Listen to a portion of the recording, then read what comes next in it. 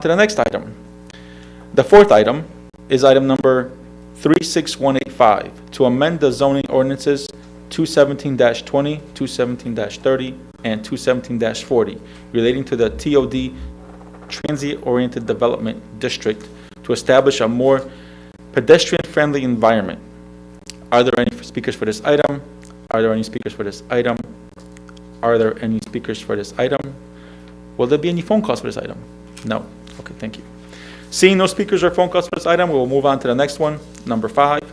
Item number 36186, to amend the zoning ordinances section 125-10 relating to the SRD, Special Residential Design District, to establish a floating zone to be overlaid on existing multifamily residential zone parcels. Are there any speakers for this item? Are there any speakers for this item? Are there any speakers or phone calls for this item? No. Thank you. Seeing no speakers or phone calls, we will move on to the next item, item number 6. Item number 36187, to amend zoning ordinances section number 220-20 and 220-20-10 to enact a moratorium for a special time period on certain uses self-storage facilities. Are there any speakers for this item? Are there any speakers for this item? Are you sure there's no speakers for this item? Are there any phone calls for this item? No. Okay. Seeing no speakers or phone calls, we move on to the next item. I'm sorry. Yeah, that's it. Number 6. Seeing no speakers, we will close the public hearing and move on to the regular meeting. The time now is 7:05.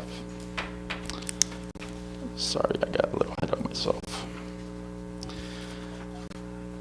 And on to our regular agenda. The first item on the agenda is item number 36182, to change the A3 multifamily and B3 neighborhood mixed use located along Glen Street to CBD Central Business District. May I have a motion, please? Mr. Chairman, Yes, Alderman Pro Temp. I make a motion to refer item number 1 with a neutral recommendation to the council. A motion to refer with the neutral recommendation made by Alderman Smedley and seconded by Alderman Russell. At this time, I would like to call up Jack Benjamin to read into the record the City Plan Commission's recommendation. Good evening, Council. Good evening, sir. So as is practice, I think we're going to start with our brief presentation tonight to go through these 6 items, some of which are boundary or map changes to the code, and some of which are actual code and text updates, and then we'll read the recommendation of the City Plan Commission into the record. Okay? Do you have a recommendation for each item, or is it one? We only have 6 tonight, so we have recommendations prepared for each. Okay. So we can do that.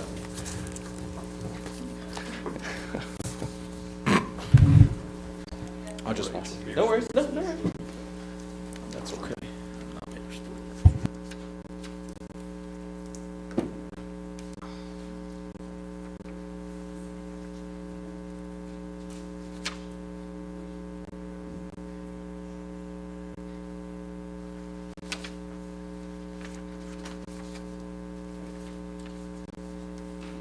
Okay, so this is a summary of our 6 petitions here in front of you tonight to do with zoning code updates. This is a summary. So on the left are boundary changes or changes to the actual zoning map. This is changing the underlying zoning of different parcels in the city. 2 major ones. One is a central business district CBD expansion in the Glen Street area. And then the other one is a Farmington Avenue rezone. Okay, so the first of the boundary or map changes is expanding the central business district zone in the West Pearl, Arch, Whiting, and Glen Street blocks. So right now on the northeast part, on the corner of West Pearl and Glen, is A3, which is multifamily residential. And on the east side of Glen is also A3, and on the southeast side, Whiting and Glen is B3, B3 neighborhood mixed-use business. So the idea here is twofold. Number one, we have some indication that there are some development interests that are looking to do some parcel consolidation and expansion of current projects into some of these parcels that are not zoned central business district. If you recall from our lengthy overhaul of the CBD code last year, central business district is really focused on minimal dimensional requirements, low or no setbacks to the lot lines, and higher density and intensity of development. Yes, Alderman Smith.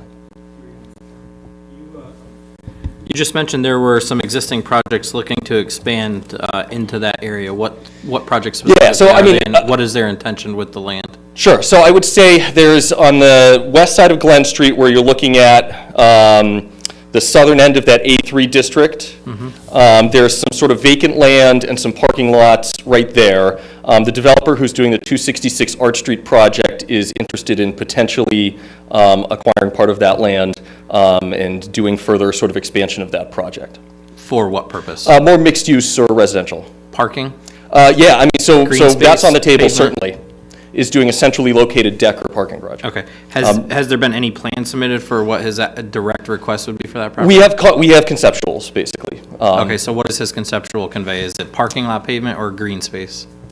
No, so I mean, it's sort of it would probably be a tandem type project where there would be a centrally located park and a multi-level deck, if possible. But there is a plan to provide more parking in the middle of that block. Okay. None of it's set in stone. But this is also to sort of bring some uniformity and consistency to this block. The existing properties, the underlying properties, have more in common that they don't. So having a split of CBD, A3, and B3 zones on the same block are really encouraging sort of diversity of uses that aren't represented by the underlying structures already built. Okay? What does that Alderman. mean? Everybody just questioned, what, can you break that sentence down? Having a combination of A3 and CBD doesn't No, conform CBD, to A3, and existing, B3. hold on, Yeah. doesn't conform to existing structures that already exist. That's what, Sure. So part of what happened when they overlaid zoning in the 1960s is they tried to predict what would or they wanted to be built in certain locations. In a lot of places, we have 100-plus-year-old buildings that don't necessarily conform. So B3 is mixed-use building zone. That has stayed residential for 110 years. Those buildings are in good shape. CBD allows for multifamily in a way that B3 doesn't necessarily by right. And then the A3 is a higher density, but only residential. So you would be precluding any sort of mixed use or commercial development on that side of the block. okay. Okay. Alderman Pepone, did you have? Yes, that lot there, was that the methadone clinic on Glen Street? No. No, which parcel? No. So if you go east on Whiting 2 blocks, the root center is building the 30-day treatment center, right there. Okay. All right, thank you. Yep. Jack, Yep. through you. Oh, I'm sorry. Go ahead. That's okay, Alderwoman Costa, please, first. Ladies first. I'm so sorry. That's okay. Forgot my manners after the summer. I'm sorry. I forget what this means for us. So in the A3 district, it's residential only. Yes. Okay. In the B3 district, it's mixed use. Yep. Residential and business. Yes. Are there limitations on the business in B3? The uses, a lot of the allowable uses and by right uses in B3 are similar to central business district in a lot of ways. We're thinking more along the lines of dimensional standards, and then a mix, just generally more of a mix of uses. So when B3 you is- say dimensional standards, I'm sorry for interrupting you. No, that's okay. What do you mean? Dimensional standards, so placement, right, setbacks, placement of a building on a lot. General sort of architectural requirements are different between different zones. So CBD allows a little bit more flexibility. You have a lot of buildings on those parcels, all of them probably, that don't conform to the B3 dimensional standards. How will that change? CBD allows maximum flexibility. So you can have buildings butted up to the lot line with 0 setbacks. You can have more flexibility on actual placement of the building on the lot. I'm thinking about this location and what's there, and there's a huge building there right now on this corner. So Whiting and Glen, there's a huge, like, there's a huge building on the corner there. That's I mean, we're not gonna like B3. take it down. We're not gonna, Are you thinking about B3? It's the B3 B- zone southeast. That's not being touched. right. Yeah. Oh, okay, so that's not being touched. Yeah. So what is? I'm sorry, I'm looking at B3, A3, and A3. So see the CBD highlighted on the southeastern portion of the block in the corner of Whiting and Glen? Yeah, Use top, bottom, left, right of the. Sure, bottom right. Excuse me. sorry, yeah. That's okay. Yeah, So that's being changed to CBD from B3. okay, Yeah, and so that, I mean, right now, you're looking at that sort of portion of Whiting right there is a lot of vacant land. You have Webster Street, which goes through. Okay. There are 2 DOT-owned parcels right now that they are trying to sell. okay, And so that corner of the block has development potential as well. okay. Okay, I'm trying to like envision this. Yeah. Thank you. No problem.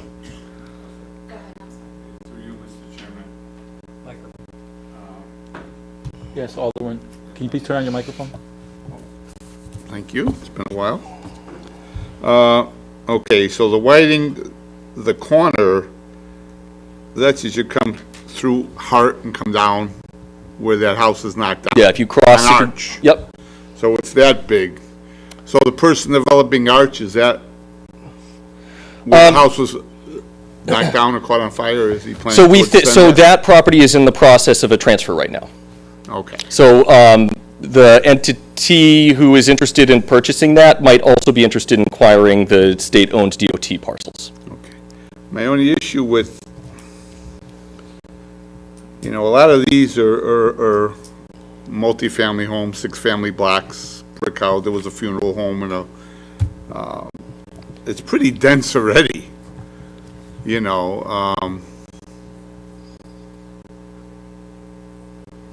I don't know. What is the rest of Glen going to Main Street?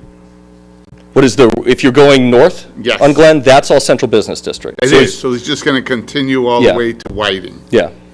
So as soon as you cross West Pearl right there, you're in CBD. Okay, but just on that side of the street, not across the street. Yeah, if you're looking across Glen Street to the east, that's OP, which is similar in density to CBD, just Yeah, it's different the old uses. factory there on the corner that the older woman was talking about, yeah. Okay. Okay. Any other questions? We can move on. Okay. All right, the next one is very simple. It's a couple parcels on Farmington Ave. These are changing from OP to T, so as I just referenced, OP is a density or intensity of use is similar to CBD. This is that campus-style development. We came before you with text and code changes to this last spring, and then we changed a big portion of the map around Walnut Hill Park from OP to RO. OP in this zone is covering Sagarino, the funeral home, and then covering the condo complexes right there. These T-zones, or the 2 parcels that are T-zoned are single-family houses. They have no necessarily reason to be OP. And through conversations with current owners, they're open to the change to T. Okay? So no effects there. No, I mean, if anything, it's, again, bringing more properties into compliance. Okay? All right, and we have a summary of our text changes. So at this point, I'm just going to turn this part over to Mr. Cormier, our city planner. Good evening, councilors. Good evening. So the first text petition is related to access driveway, item 36184. And what you're seeing is sort of a visual depiction of a semi-specific and complex zoning ordinance. And so we have an ordinance that basically specifies where you can actually park in certain districts in the driveway in the front yard. And so the provision under section 240-50-40, it basically says that parking in the required front yard in certain districts, being S1, S2, S3, T, and T6, those are lower density residential districts, is basically prohibited unless it is located on the access portion of the driveway.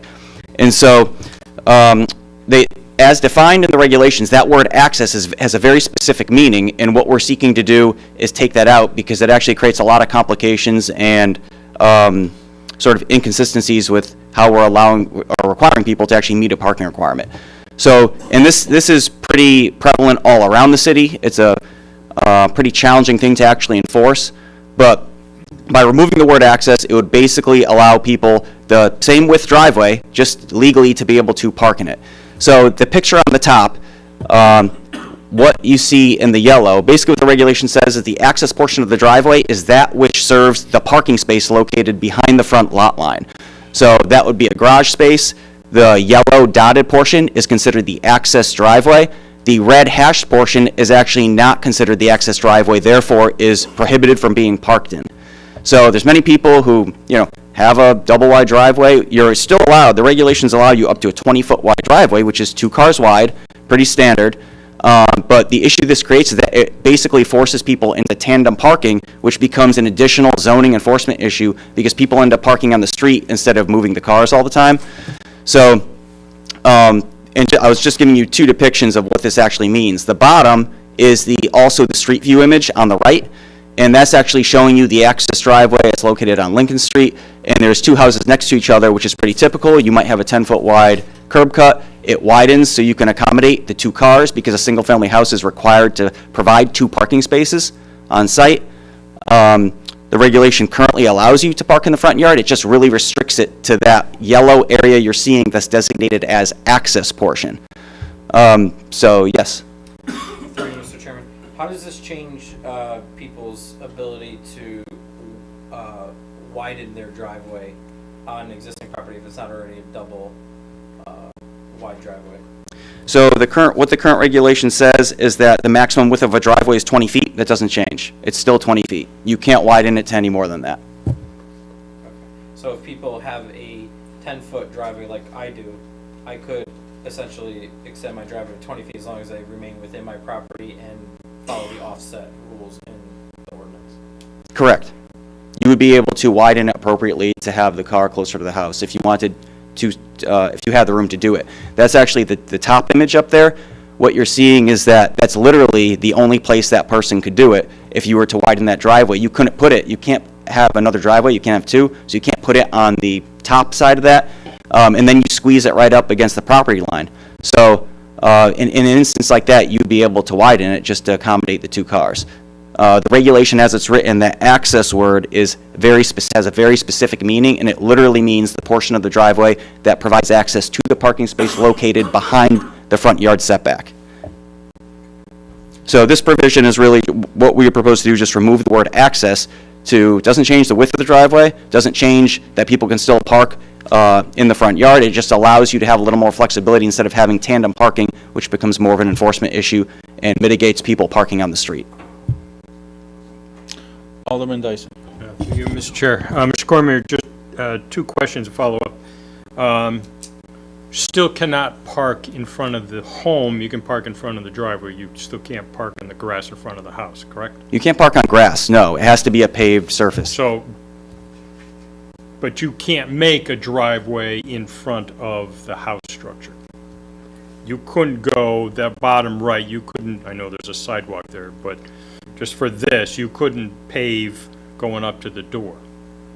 Well, the current regulation doesn't say, it doesn't say you can't pave, it says you can't park in it. So a lot of people, you might have an area where it's connected to the driveway, like pavers or something that go up to the door, you would be able to do that. Your maximum width is still limited to 20 feet, whether it's shifted one way or the other. So in some people, it might be a necessity because if you're really close to that property line, you actually can't go that way. You'd have to go the other way. Okay, so in the bottom right, if that access driveway is to be used, it would have to be paved or it can't be grass. It would Correct. have to Can't be grass, asphalt can't be, something. you're right. Okay, Right. thank you. Alderman Pabon. How about curb cuts? So how would that work? The curb cut would still be limited to the engineering standard, I believe, of 20 feet. It's still not changing the site. You can't have a 30-foot wide curb cut and a 20-foot wide driveway. It wouldn't be permitted. It'd be a curb cut permit through DPW. Okay. Alderman Canzero. Thank you, Mr. Chairman. Okay, I'm getting confused. That's what happens when you get old. The parking with the red lines is restricted. As it is written today, correct. Oh, as You it are is not- today? Yes, because the word access is there, and as it's interpreted through our zoning office, essentially, that is a restricted, it's not part of the access portion of the driveway. But now it will be? It would be permitted to be parked in, Okay, yeah, yes. that's what I was gonna say. A lot of people that have that extra parking, and then, you know, if they couldn't park there, they're parking on the grass anyways, Or on the street, which or is the whatever. problem. Oh, Correct. okay. Then we're good. Yeah, and this is also meant to accommodate you have growing families, you have people, a Yes. couple who buys a Yes. house, now you need an additional car as your kids get older. It allows them to have that flexibility to do it. I guarantee you that, that Chevy Suburban in that picture probably doesn't fit in that garage. Maybe they need it to have their kids around, and, you know, because these houses, I believe, were built in the 1941, in that era, and so, you know, a lot of those garages don't fit large SUVs or trucks as they are today. They don't fit. Very good.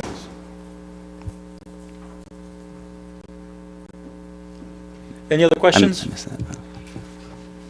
Oh, we can move on then. Oh, you got it. All right. Okay, the next item is the Transit-Oriented Development District. In the city, we have 3 TOD zones. One is the downtown, one is the East Main Station. They're located around the fast track stations. The other is the East Street up by Central. The changes we're doing here are really taking those 2 other TOD districts, the TOD EM, which is East Main, and the TOD ES, which is East Street, and we're making them more compliant with the downtown, which we had done that as part of the Central Business District. We've done some changes, I believe, at the end of last year as part of the Central Business District regulations and created design guidelines. Because the idea is that around these TOD areas, you want to promote transit, you also want to have a quality development. And so there's certain things you want generally pedestrian-friendly development that's the building is located on the street, it's not pushed way back from the street, you don't have parking in front. So the things that we've incorporated are very similar to the CBD that we did last year. And it's, again, just to create consistency between all 3 of the TOD districts. So to give you some examples, just basic things about design guidelines for site and building, screen parking requirements, and landscape requirements.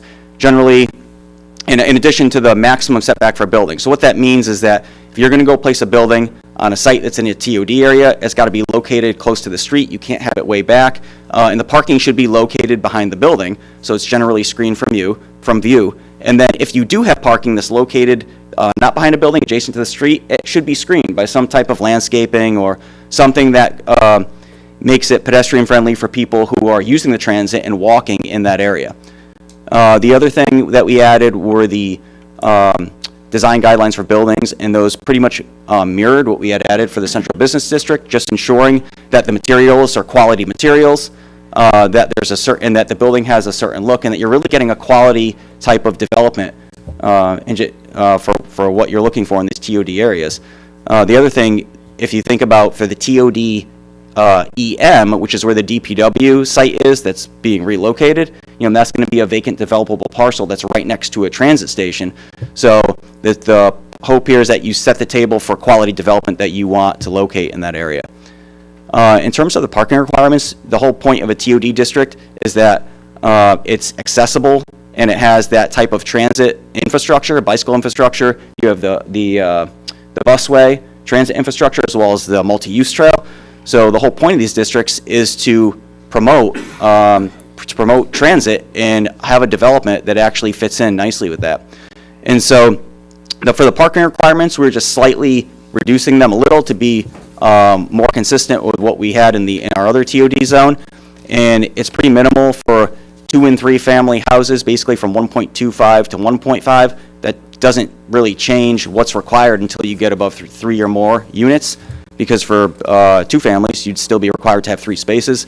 And then the multifamily, we reduced that from 1.25 to 1. The reasoning is that we had done an analysis through aerial photos of looking at larger development sites. And what we are finding is that those larger development sites that have bigger buildings, lots of units, have pretty much a glut of parking area, impervious surface that wasn't being as utilized as maybe a 2 or 3 family, where you actually have the people, those tend to be more utilized. Those parking areas where you have the 2 or the 4 spaces were mainly occupied.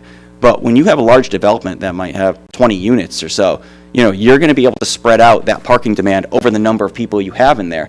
So generally, just doing kind of a survey, aerial photo survey, we were finding larger development sites that, because they had required an inordinate amount of parking, you're requiring more drainage infrastructure, more impervious surface, more cost, and it's not really being utilized as it should. So all that 1.25 to 1 does is slightly reduce it for larger style developments.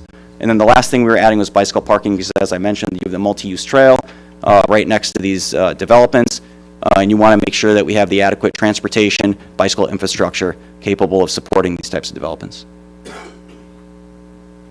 Thank you. Any questions? Alderman Canzero. Thank you, Mr. Chairman. Okay. It's always an issue on the parking, because I know you do your studies, but, we don't know. I guess it depends where the buildings are, where the transportation is. Downtown, these new apartments, I think more people might be intent to use them as transit. Farther away, I would guess not, but, who knows? So, I guess we'll have to just wait and see, and I hope, because then, of course, in the winter, you can't park in the street anyway, so that might be an issue, but I'm not the expert you are, so we'll see, that's, Yeah. a lot of people like their independence and drive, so I'm not sure how that, how that'll work, so. Well, the downtown, as you know, you have the downtown fast track station. Yeah. These other zones are next to the other stations, so the whole purpose of them was to promote that type of development that you would see in the downtown with maybe a 3-4 story building that has a number of units. These would still have parking on site, but they'd also have that pretty short access to transit. I guess we would have to see, I don't know if you've done your research on, how many people are using mass transit now and where are they from? Are they from these large apartments or not? So I mean, we won't know until, so, but I guess we'll just see. It's not a big change from 1.25 to 1, so I understand that, so I just wanted to bring that up, that, I don't know. I'm kind of old school, so I always said that all these new apartments downtown will never rent for those prices, and I was 100% wrong, so I've been wrong before. Thank you, Mr. Chairman. Alderman Hargraves, please. Thank you, Mr. Chair. Through you. So I'm thinking about specifically the East Main Street area. And I look at it now, and it's primarily 2- and 3-family housing. And I look at these design guidelines, which require screen parking and landscape and setbacks and required bicycle parking. How would that affect, say, if a new 3-family house wants to be built or modifications are made? I understand that most of them are grandfathered in, but how would that affect those areas? Because most of it is now 2- and 3-family houses. Yep. Well, the bicycle parking, I believe we did not, that doesn't take effect until you have over 12 units. So those wouldn't be affected at all. So what exactly is bicycle parking? Oh, so some towns you either have protected ones that are located inside a building, so even changing areas and stuff, some towns go to that extent. These are really just meant to have, some type of bike rack or something like that, where someone could lock a bike up and go into a business. And the idea was that it would actually be more served for the mixed-use buildings, not necessarily 2- and 3-family houses. Okay. So they wouldn't be required to do it. So about the screen parking requirements and the landscaping? No, these were generally meant for the larger mixed-use building that you would potentially see at the DPW site there. Yes, absolutely. And Jarrell, we put a statute in here, and we'll see if Jeff can find it, but the design requirements apply to a section of East Main Street, M&S and Harvard Streets, I believe. So it's select streets. This is not reaching into the Connerton area to try to impose anything on 2- and 3-family properties. Thank you. Alderwoman Costa. So I have questions about the 2- and 3-family houses as well. So 2- and 3-family houses, you have families unpredictable. If they're built to accommodate families, what happens when they exceed their the number of cars that they, that they have per parking for those types of dwellings. Well, a 2 or 3, or the way it's written here, the 2 or 3 really wouldn't change the required number of spaces. It'd be 2 would be exactly the same, 3 would be, it would require 1 less. So I guess what I'm asking though is we're trying to move away from cars, right? We're moving toward the transit-oriented design, right?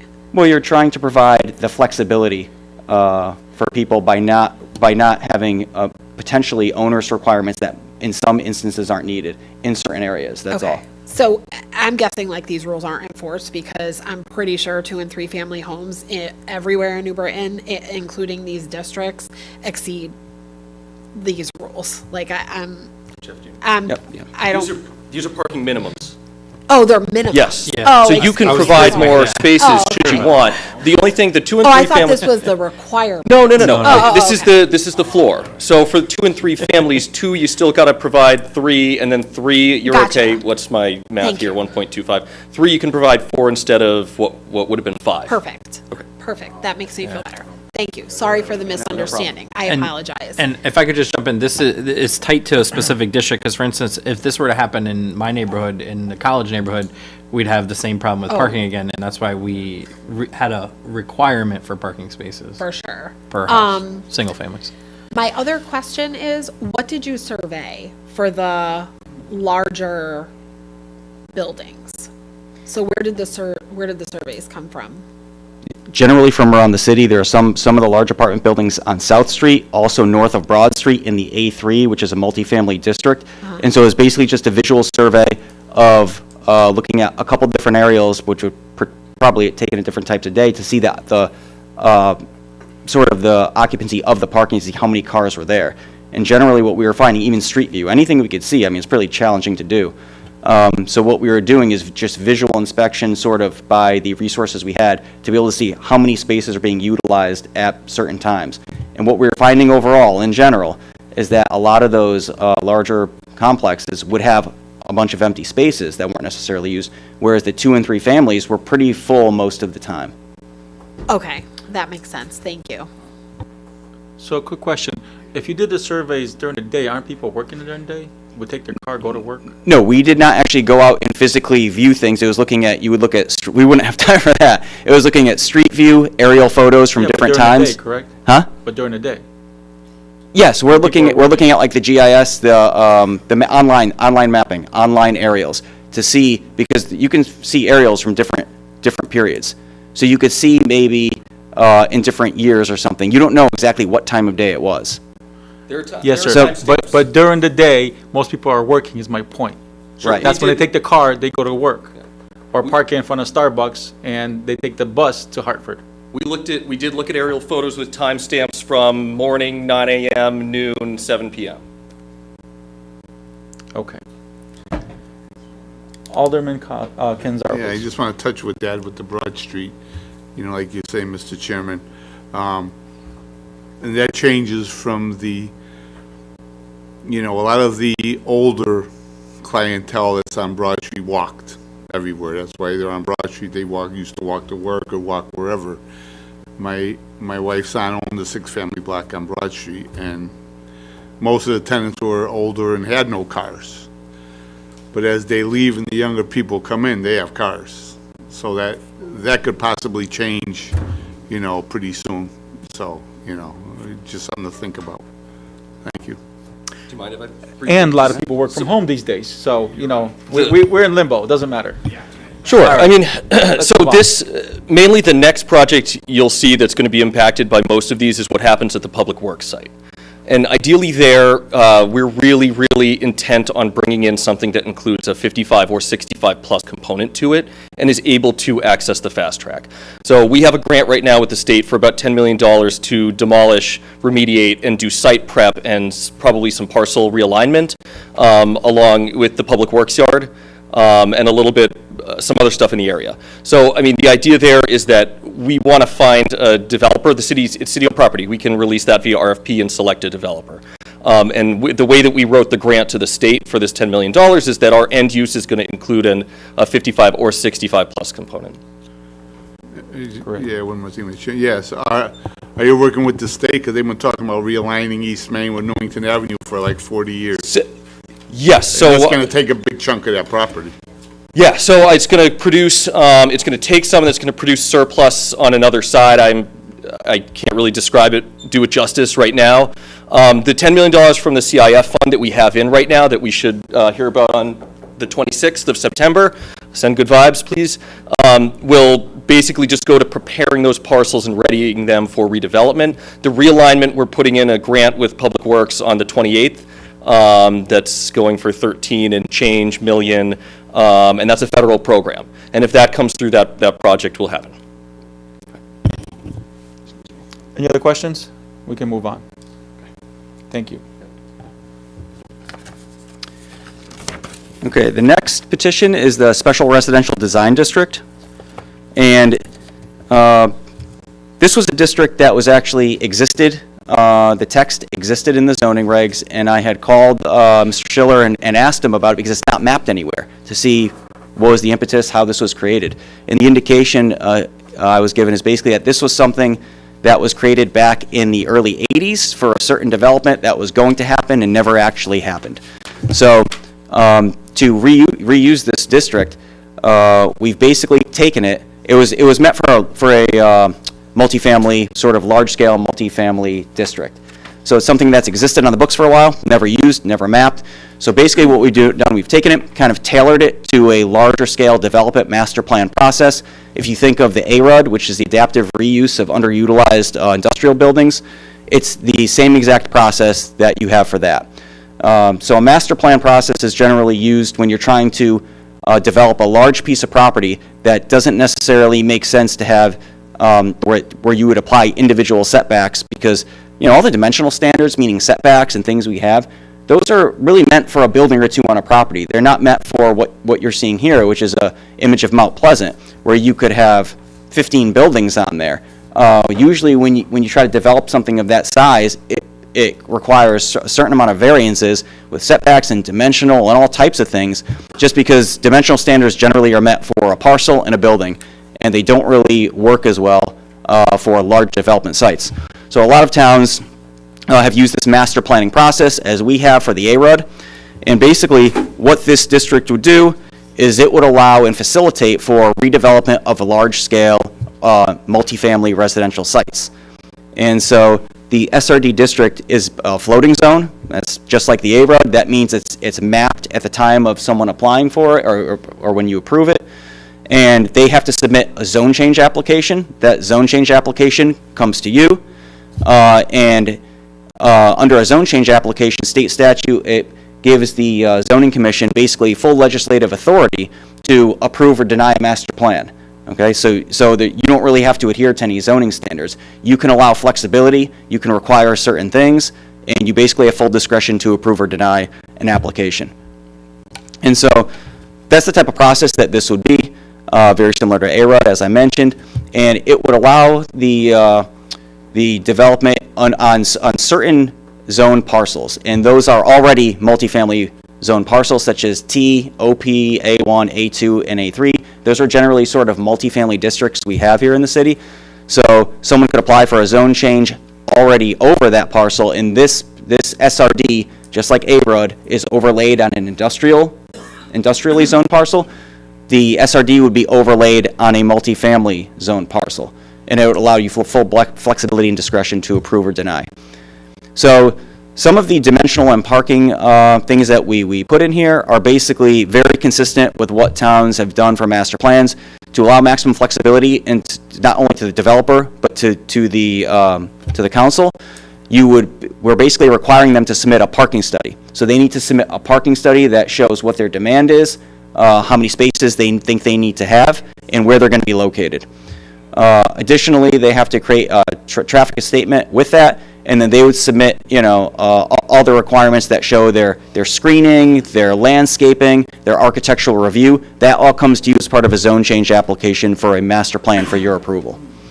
So, and these basically take very similar design characteristics that we've implemented in other zones, such as you want quality buildings, you want to preserve, some amounts of open space with this type of multifamily development. You want to have some of those standards there, and certainly landscaping and parking. So this would be a district that not only would allow for the redevelopment, large scale of Mount Pleasant, it basically would apply to someone could apply for it on a parcel. It has to exceed at least 2 acres in size, and it has to be already overlaid onto a multifamily zone parcel.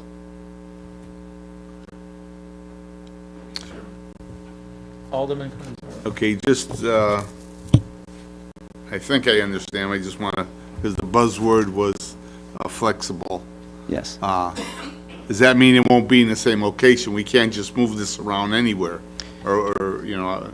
The standards are flexible, meaning that we prescribe certain standards and guidelines in here, but which they have to apply with. Right. But then you can basically change those if you say, well, we think you should have a larger setback up here because you're adjacent to something. You can require that. So not that when someone applies for a zone change, they're applying for a specific piece of Right. land. Okay. Yeah, the boundaries are not changeable. Okay. That's what they're applying for, but you have the flexibility to require either more standards if you want, or less if you think that it might not make Gotcha. sense in a certain area. Thank you. Alderwoman Costa. How is this different than the process today, except that it's the other way around? Well, So, for the ARUD, it's the same process. It's the same master plan process that comes before you. What we've done, the difference is that this district is not used right now, and it's just sort of existing in the zoning regulations and it's not mapped anywhere. It has never been used. And so all we're doing is taking something that exists and tailoring it to a process that you already have that can actually facilitate redevelopment. so what I'm asking though is variances Yes. are something that the developer has to come to us with if they want exceptions, instead of us imposing rules. Why So- would we do it the other way No, around? there are standards in here, but the point is that, there's screening standards, there's design standards, there's, So why are we changing it? no, you aren't. You're creating something that allows you to do it, because it's a slightly different than the district that existed 40 years ago and was never used.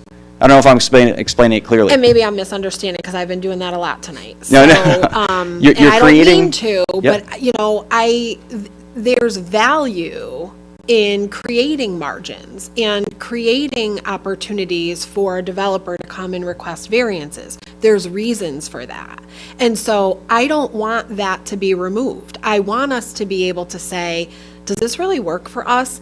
I want to make sure we understand exactly what that flexibility is offering, because I worry that there's some opportunities that we may not be aware of because we've just said, we're going to be really flexible. And then we don't, you know, I'm worried about what we won't know. And that's my concern. And with variances and with the process we have today, I like that there's some limitations there. There's at least some transparency that perhaps flexibility would not continue to give us. And so I'm just a little bit worried about that. So maybe I'm misunderstanding, but that's my concern, is this feels like the same process in a different direction. So if we want to impose additional rules, we have to impose them rather than they coming to us with variance requests. So this is basically, the ARUD, which is, it's just, I'm kind of referring to the process. Yeah. It's a master plan process, which means there are guidelines in here. There are dimensional standards. There are all of those things in here. Yep. But you have flexibility to actually require even more if you want, or less. So they don't go for variances. You have full discretion to approve or deny this type of application, because it's a zone change application. It's, I'm probably not explaining it correctly, but it's basically that it exists, the ARUD is meant for industrial uses, Yeah. adaptive reuse of industrial. Yep. And this is basically meant just for multifamily residential, but it's the same exact type of process, and it's the same, they both contain standards, So the flexibility is only for us? pretty Or much, is it yes. for the developer too? Well, if there's something that doesn't work for them, they can propose it to you. They would meet these guidelines, and if they can't, they would have to explain why they can't to you. So, to give you an example, let's say for a side yard, we have a requirement of 10. Everything they submit as part of my master plan has to meet that. Yeah. If there's some reason they need to go 9 on one of the 15 buildings, normally, under regular, prescribed zoning ordinances, you would not have flexibility to allow that. Under this, you would. And that's just, it's the same thing with A-Rod. I just don't know what's changing. Yeah, please. I don't know what's changing. I'm sorry. No, don't worry. All right, so because I think there might be a misconception here too. So this is nothing tonight or nothing in this petition is changing any of the parcels in the city to SRD. This is taking a shell of a text that has been here since, we think, the 80s, that was meant to anticipate a certain development project that never happened.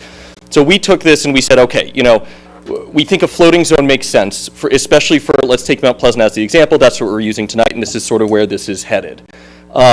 Instead of what we think is probably going to be ultimately maybe 4 different parcels there, and that's not set in stone, but that's what we think might happen with some public rights of way, some private rights of way. Instead of making them or having them go to ZBA and getting, 20 different variances, which they might very well need for a large master plan style development, they are coming before City Council, which has more steps involved. It has more review than a variance going through City Plan and ZBA.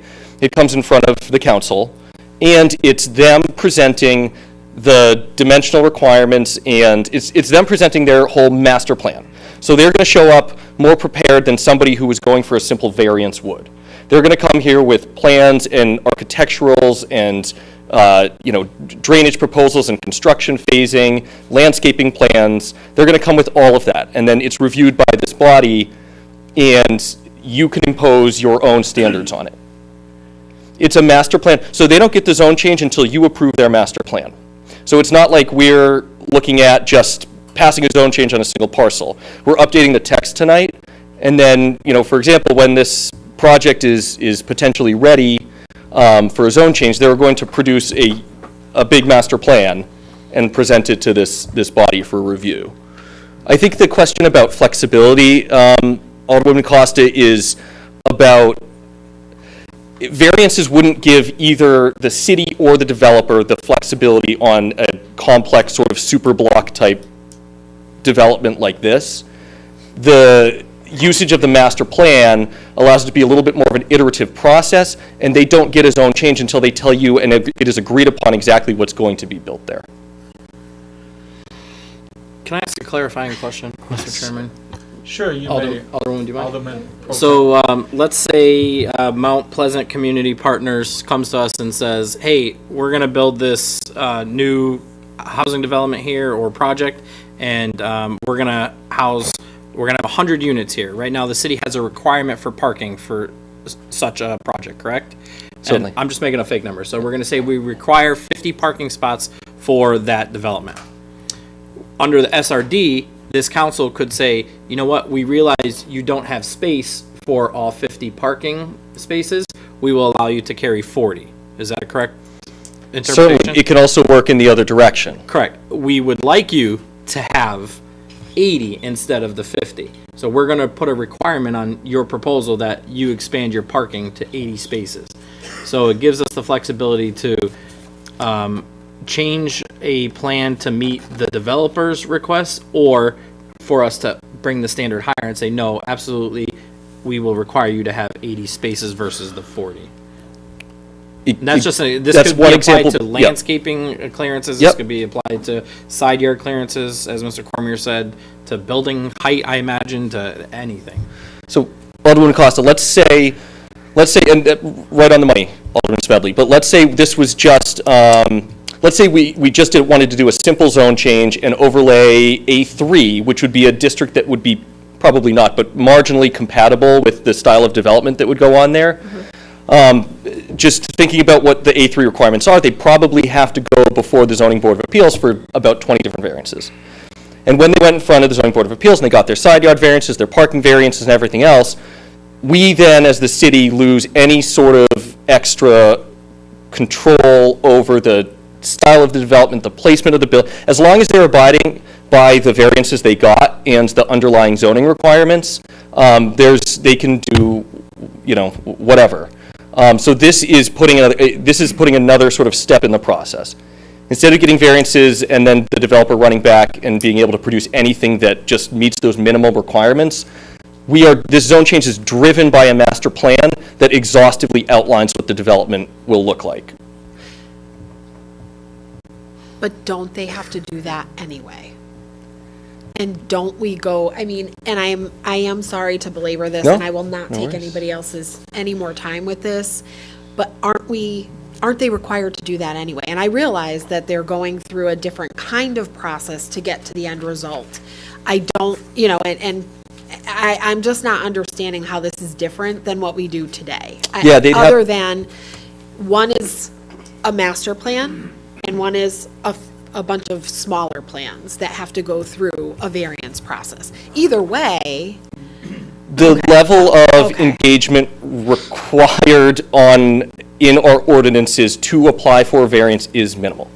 okay, So they could very well go in front of the ZBA with basically back of the napkin sketch. I mean, we require a little Okay. bit more than that, but they could go with something really minimal and say, this is where they could draw boxes on a page and say, we're going to bring buildings, we need a variance from a 20-foot side yard to a 15-foot side yard. I'm just throwing numbers out there. okay, And if they agree to abide by that and we give them a variance for it, we've ceded all design control other than site plan review, which is an internal city process for larger development projects. okay. And I know this is language change, so I apologize again for belaboring no this. I'm worries. sorry. No worries. But, so what we're saying is, we're putting the onus on the developer to provide a level of detail and supporting documentation that we do not receive today to be able to go through the development of this master plan and then come forward for approvals of all of this. And you're telling me that there are more steps in the process and more eyes on this work than there would be today. Yes, let's say if all they needed to get this project done without a zone change were variances and site plan approval, Yeah. they would have to produce, they would have to produce a less exhaustive package of materials for review. Okay. So then I'm lost on the flexibility, because it doesn't sound like there's a whole lot of flexibility, but maybe there's, and we can take it offline. You could take I lot don't- lines to zero if we just kept it at I think it's A1 right now. If we just kept it as A1, they could go and get a variance and they could potentially bring the lot line down to 5 or 10 or, Yeah. I mean, just knowing my ZBA, I mean, they're not going to let anybody vary or flex that much from the regs. Yeah. They could come in and they could say, look, we've run into a grade issue between, in the Broad between Broad and Armistice on that piece of land. We have to have something with zero setbacks set up against the street line in order to make this project work. And you guys could say, yes, we can do that. So based on the review process and what's required for the zone change, you can impose or relieve them of more or less standards, if that makes sense. Okay.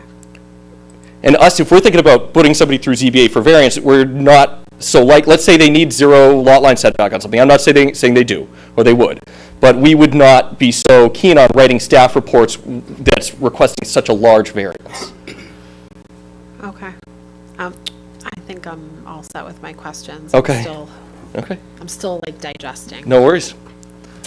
Awesome, that means we can move on. Oh, no, I'm sorry, Alderman Canizero. Done yet. One more. Do you mind? Or no? I have a problem with, we're basically bypassing ZBA. ZBA standards are much stricter. A lot of the guidelines are from the state, have been on ZBA for a lot of years. I'd much rather see us, as we're doing, adjusting our zoning areas. And we're doing that piece by piece, making them smaller. Like, we have some large zoning areas that, the old zoning would say you can have everything from a house to a junkyard.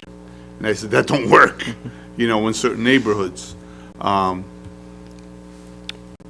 then for us to have the final say and not ZBA, and that whole flexibility, I have an issue with that. I think the process through ZBA is the right way to go. We have to adjust the zoning because of that. If we know we're gonna have some type of large, parcel, make that zoning area where they wouldn't have to go for 20 variances, you know, so to speak.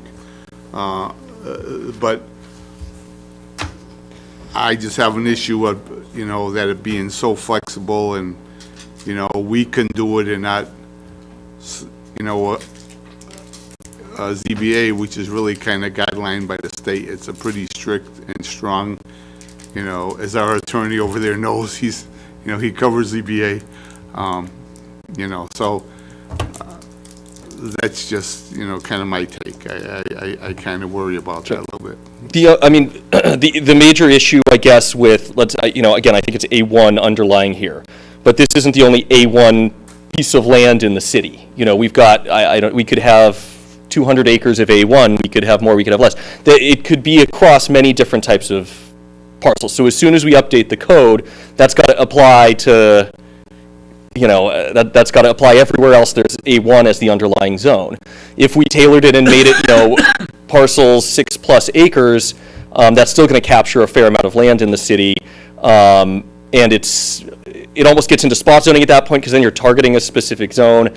I mean, at this point, you know, I do through original analysis of how we think this project's going to come together. They would have needed in the range, probably not 20, but maybe 15 variances.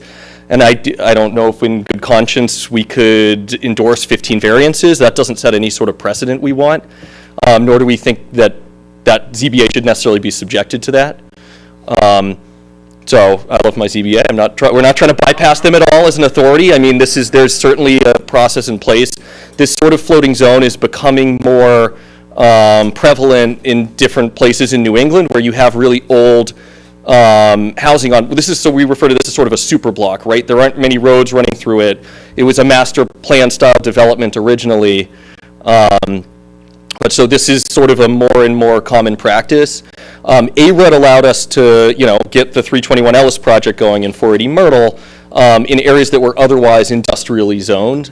And this is doing a similar thing where it's underlying multifamily zone with older types of development.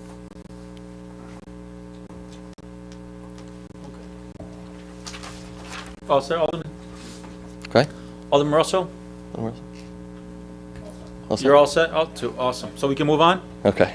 Great, thank you. Okay, so the last four are sort of combined into one slide here. These are a number of moratoria that we've talked about for a while at a staff level and done general research and surveys of to determine we think they're appropriate at this time in the city's development. So the first one is on self-storage facilities. So just to preface all of these moratoria, these are not permanently barring these types of development from the city. This is buying us staff time to do research and determine A, how to define, and B, how to locate these uses. So save for the select motor vehicle uses, non-commercial places of public assembly, self-storage, and group homes, we don't even have definitions in our code for this. So this is to allow us more time to do research to figure out how to better define these uses and figure out which zones they are most appropriately located in. So the first one was self-storage. This is following precedent set by a number of other Connecticut municipalities who have done similar things. The rationale here is that these are not job-creating operations. They take up large swaths of land. We are 95 to 97% built out, depending on the metrics you use to look at our city, and we're 13 square miles. So we don't have the luxury of a lot of other places to be able to accommodate large self-storage type facilities that really don't produce a lot of value necessarily as far as economic development is concerned. So our goal here is to really do an exhaustive study of how other municipalities have zoned and regulated self-storage. One of the major issues with self-storage is the sort of interaction between the clientele and the public in that parcel. Oftentimes they're 24 hours. Oftentimes they're hard to police. People are living in them. People are doing businesses out of them. There's a lot of sort of enforcement issues that come along with self-storage in different places. And our concerns there is that we've seen other cases where enforcement was really impossible unless you had really tight regulations around them. With the motor vehicle uses, this is because we have a huge saturation, and again, it's an enforcement issue. A lot of our sort of repair, used sales, and some services really end up with a lot of surplus vehicles on the street, or just sort of parked around the lot. One of the enforcement issues with this we see a lot of the time is that somebody gets a repair license and they start selling used cars, and then you've got used cars lined up around this lot, and they're not licensed to sell it, but they're conducting business, and it's just becoming an enforcement issue. Next is non-commercial places of public assembly in select business districts. So this is going to apply to the central business district and B3, which is our neighborhood mixed-use business district. So this is to buy us time for a slightly different reason, which is that we're seeing a lot of long-term leases get signed with uses in non-residential offices or commercial suites in the CBD, where we should really be promoting businesses that are drawing foot traffic. So the moratorium here is to basically buy us a little time to let these development projects come online downtown, get more feet on the street, and sort of in service of not having ground floor commercial spaces get tied up with non-foot traffic driving, low hours of operation type uses. Can you give an example of one of those, please? I mean, any organization that's, going to use it for 3 hours a week on one night of the week to have a certain service or an event or something, but other than that, they're not using the space. So the many churches that pop up around our city. This is one example. Okay. And just a question, why can't we enforce motor vehicles? It's just, it's not that we can't, it's just it's a big problem. We sort of have an oversaturation with it, and it's a staff issue. It's an enforcement issue in general. So we're not enforcing it then? Well, I mean, it's hard to keep up with. It's hard to keep up with. People are always skirting the regulations. We want to find a better way to do it. And that's what the moratorium is hopefully going to buy us time to do, is to study where they should best be located, and how to better regulate it. Okay, but Alderwoman Costa, yes.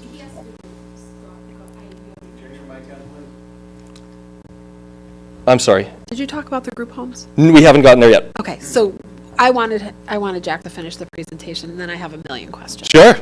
Okay. Go right ahead, Alderwoman. So the final one on here is group homes. By Connecticut general statute, we cannot, we're not regulating anything that's less than 6 unrelated people. But in facilities that have greater than 6 feet, 6 people, we want to study. Some of the issues that come up is when they're located in residential neighborhoods and they have staff coming in, it all of a sudden turns into a semi-commercial establishment where you have staff there during the day. It's sort of a safety issue on residential streets. We're trying to look at how to better regulate it. So again, this is just, it's buying us time to study and figure out how to better define and zone these. Again, this is one of the many uses that we don't even have defined anywhere in our zoning regulations, and we want to come up with something appropriate and applicable. Okay. Go ahead. Through you, Mr. Chair. So I have a few questions. Why are we asking for this moratorium now? On this On issue? any of Or these? any of them? Why, particularly, the storage facility, but any of them? Sure. I mean, so again, it's really some of there are cases that have come up that have exposed more than weaknesses, have exposed complete blind spots in our zoning regulations, where we don't even have definitions for things. So this is to buy time to study. It's to follow best practices by other municipalities, and to determine where, if anywhere, we think location of certain uses are appropriate. What cases have arisen that became the catalyst for this? Well, I mean, so the proposed expansion of the life storage on West Main was one of the first ones that came before us, and they were looking to put more units outside, which is again sort of a policing issue. I mean, they're 24-hour day type facilities. The issue with lacking a definition certainly arose with 600 East Street. There was the argument back and forth about whether it was a storage facility versus self-storage, which are entirely different things, because again, it's about interaction between the clientele, members of the public, and the facility.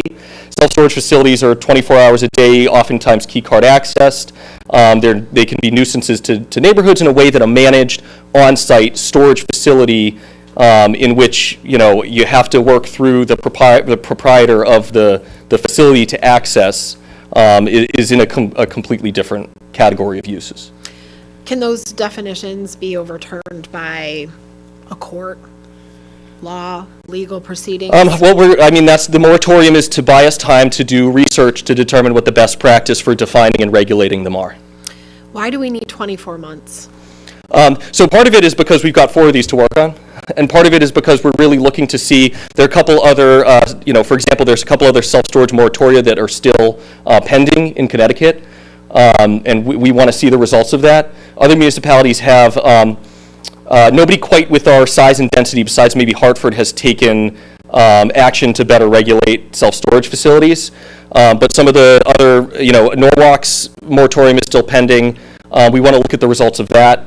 There are a few other municipalities that we really want to study and determine what their recommended best practices are. Should we not start a moratorium once we have all of that data? Or, why are we going into a moratorium without data? Without, Because we could potentially have, because right now there's no mechanism to, so the deal is, why are we doing it this way and why are the municipalities, why were they on the sort of front end of it? I don't understand why we're doing it at all. Okay. Quite frankly, I don't know why we need a moratorium to do the research that you guys do all the time without a moratorium. You guys do this research, in a variety of ways for a variety of reasons without a moratorium on businesses. So I just don't really understand the request for a moratorium. We are 95 to 97% built out of our 13 square miles. We don't have we don't have the luxury to make bad location decisions, bad development decisions. We're in a position where we need to focus on maximizing our industrial land to create and produce jobs. Fully support that. I always have supported that. Certainly not saying you don't. But the issue is, right now, without having these defined on the books, somebody could apply and come before us to get a variance and potentially have it granted, and then there goes 2 acres of developable land tied up with a storage facility. So it's an economic development issue, but it's also a regulatory issue. Do we have a different business strategy? Do we have an idea of what we would like to do in place of these businesses? Because my concern is if we're putting a moratorium on businesses, that means we're not accepting or considering these businesses. Are we shifting gears? Is there a different strategy in place? Yeah, certainly. So, for many of these, they're sort of focused on preventing some of these businesses from location in areas that we want to promote more foot traffic, more engagement with businesses, and create more jobs. But do we have a business strategy? We have an economic development strategy, 100%. For those areas in question, and do we have any meaningful commitments or proposals for these areas that we're putting into a moratorium or for these businesses that we're putting into a moratorium? So yeah, thinking about where, again, self-storage is an example, thinking about where those would be located is likely industrial zones, potentially on larger parcels, and we're on a full court press right now to recruit more manufacturing to the city. Today is the first I've heard that we have any enforcement issues. I wasn't aware that we had any concerns in any of our storage areas, that there were enforcement issues, along with, some of these other moratorium items. How did this enforcement issue arise? Depends on which of the moratoria we're talking about. Any of them. So motor vehicle, again, it's the saturation, it's how many establishments we have. There are complaints? I'm just trying to understand how this happens. What's the catalyst for, we need to have better enforcement around? What does that mean? I don't even understand why, what is it we're trying to enforce, and what was the catalyst for any of these things to require further review of enforcement? I'm sorry, I have a lot of questions about this.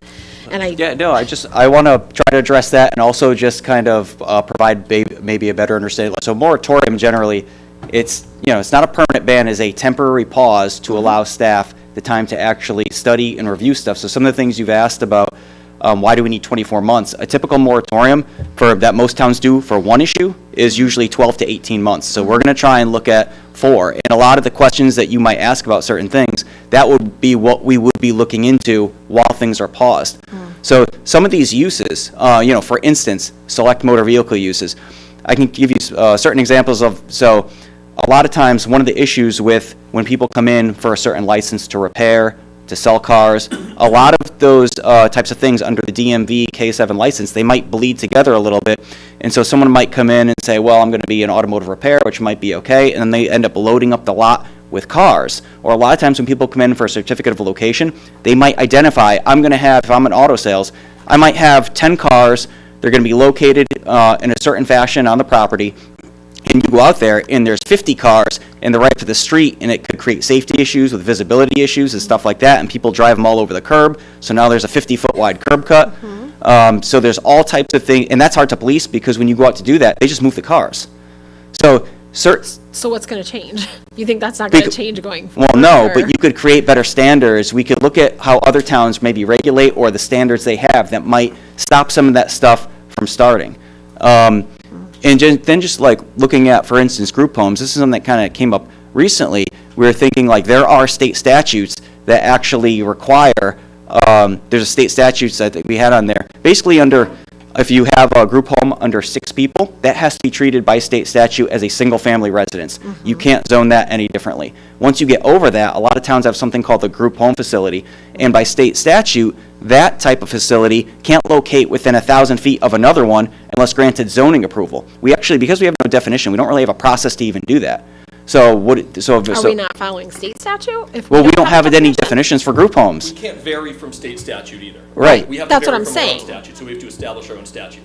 So we're not using state statute in lieu of not having anything?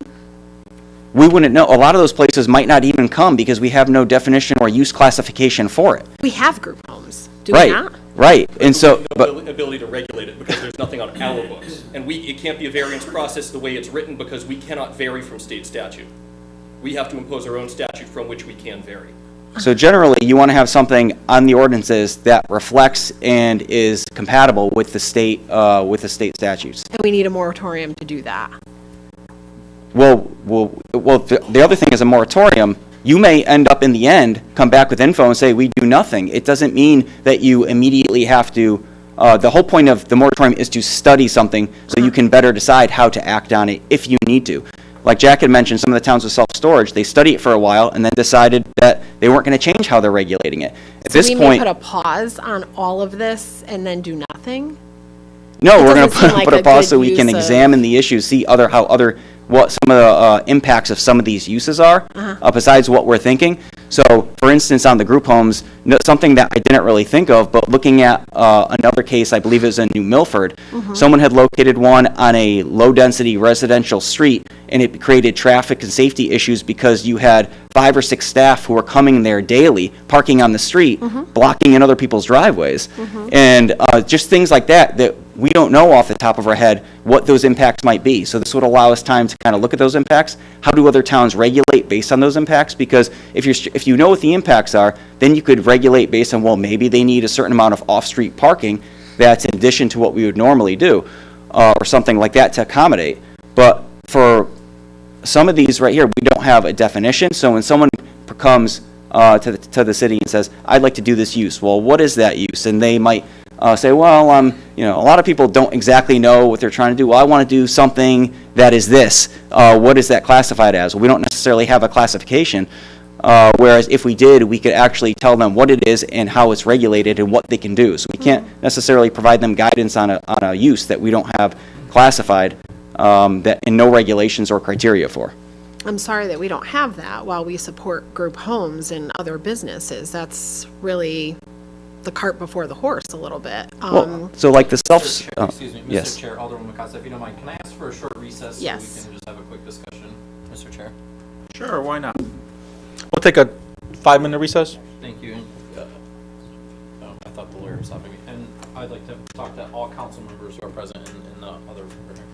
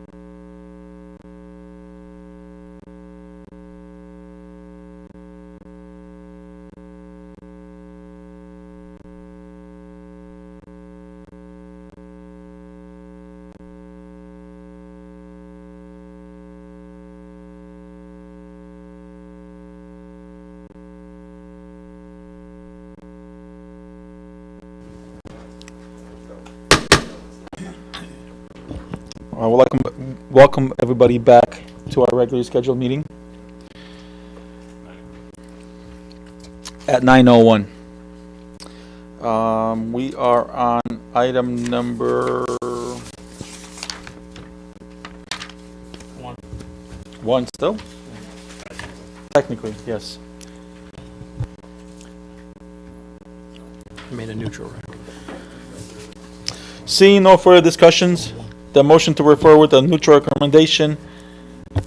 All in favor say aye. Aye. All opposed say nay.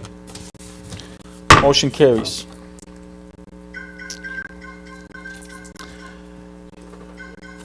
The second item on the agenda is item number 36183, to change the OP Office and Public Building District located at 458 and 462 Farmington Avenue to T Residential District. May I have a motion? Mr. Chair, Yes, Alderman. I make a motion to move this item to the council with a neutral recommendation. I just have a quick question through you to the attorney.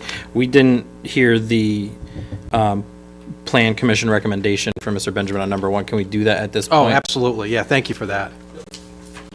Number one. Yeah, we didn't hear. We have to read the plan, the commission's plan. Good evening, again. All right, item number 36182. The City Plan Commission recommends approval of the zoning map change. The adjacent areas to the north and west are currently zoned CBD. Rezoning the properties on the west side of Glen Street to CBD establishes zoning dimensional consistency within the block. Thank you. Thank you, sir. Don't go far. We need him to read number two.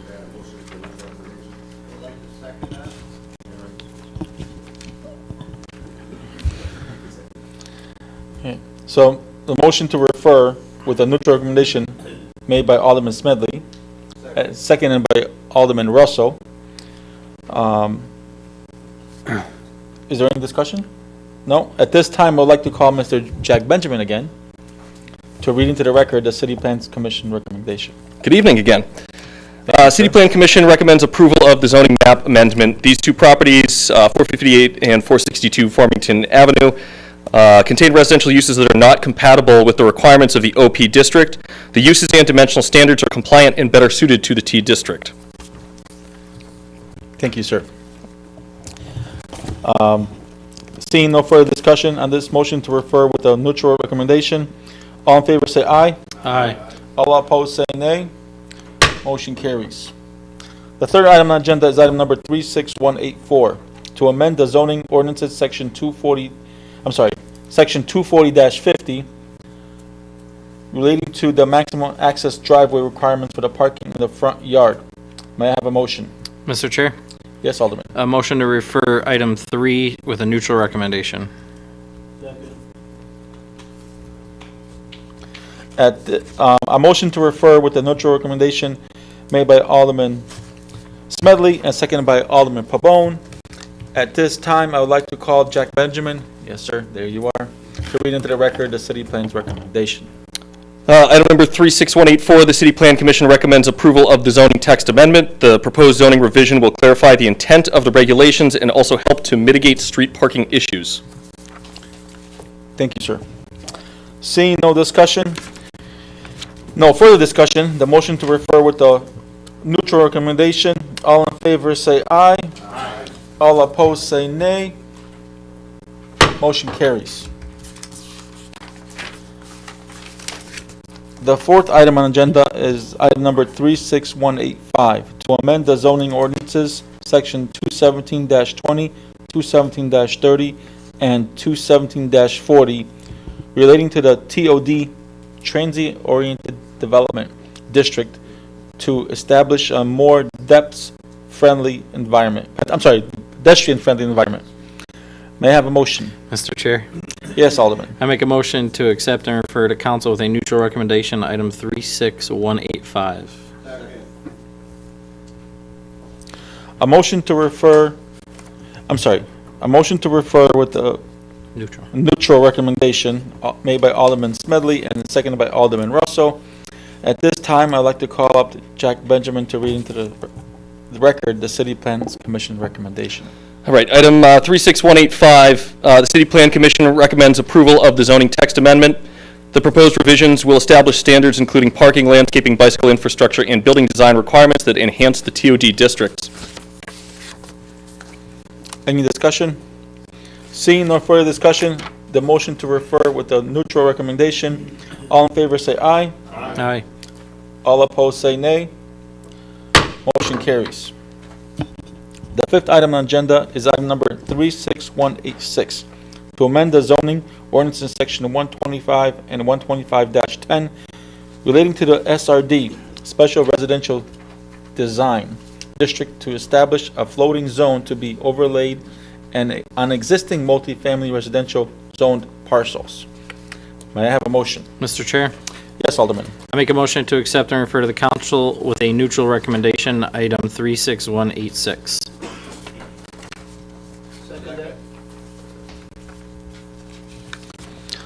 A motion to refer with a neutral recommendation made by Alderman Smedley and seconded by Alderman Pabon. At this time, Jack Benjamin will read into the record the City Plans Commission recommendation. Item number 36186, the City Plan Commission recommends approval of the zoning text amendment. As a master plan approval process, the Common Council may establish suitable zoning standards that facilitate redevelopment of underutilized sites. This district provides flexibility to develop parcels to their highest and best use. Thank you, Mr. Benjamin. Any discussion? Seeing no further discussion, the motion to refer with a neutral recommendation. All in favor say aye. Aye. All opposed say nay. Motion carries. The sixth item on the agenda is item number 36187, to amend the zoning ordinance section 220-20 and 220-20-10 to enact a moratorium for a specified time period on certain uses, self-storage facilities. Mr. Chair, That's, before I make a recommendation through you to Attorney Dyken, the recommendation titles favorable, neutral, and unfavorable. If it's an unfavorable recommendation, is that just what it is, unfavorably recommended, or is it killed here? No, the only way to kill it would be to not vote it out of committee. If all you're doing is recommending to the full council that they should vote down the Or consider resolution. But that- amending it. Yeah, so in no way does it kill the item. Okay. It's just basically telling the full council, which actually is the full zoning authority anyway, at the next meeting tomorrow, that they should not pass it. Okay, so, And they could completely written. ignore that and okay. just pass it So, anyway. Mr. Chair, I make a motion to accept and refer to the council item 36187 with an unfavorable recommendation.